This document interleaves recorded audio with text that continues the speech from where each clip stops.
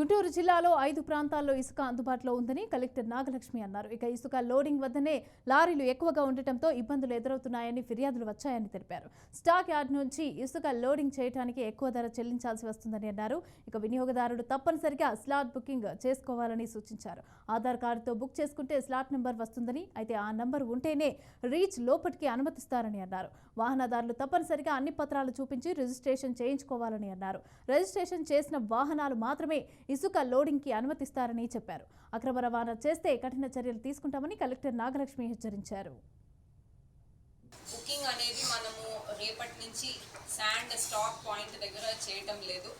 Booking అనేది మనకు ప్రస్తుతం తుళ్ళూరు మండలంలో తహసీల్దార్ ఆఫీస్లోను, తర్వాత గుంటూరులో ఉన్న కన్స్యూమర్స్కి ఇక్కడ గుంటూరులో ఆర్టీఓ ఆఫీస్లోను, తర్వాత తాడేపల్లిలోను తహసీల్దార్ ఆఫీస్లోను చేయడానికి డెసిషన్ తీసుకోవడం జరిగింది. సో ఆ బుకింగ్ అనేది ఆఫీస్ టైమింగ్స్లో అంటే 10 to 5 అనేది బుకింగ్ జరుగుతూ ఉంటుంది.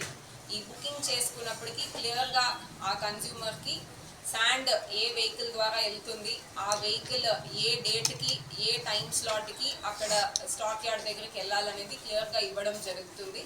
సో దీన్ని బట్టి మనం చూసినట్లయితే ఖచ్చితంగా ఆ డేట్ ఆ టైం స్లాట్ ఉన్న వెహికల్స్ మాత్రమే మనకి లోడింగ్ దగ్గరికి వెళ్తాయి.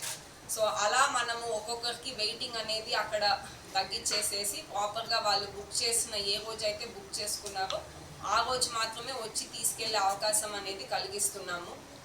సో ఈ బుకింగ్కి కూడా మనం ఎక్కువ ఇన్ఫర్మేషన్ అనేది ఇంకేం అడగలేదు. ప్రీవియస్గా ఏదైతే ఒక రోజుకి 20 మెట్రిక్ టన్స్ ఒక ఆధార్ కార్డ్ మీద పర్మిట్ చేసామో సేమ్ ఇన్ఫర్మేషన్తోనే మళ్ళీ బుకింగ్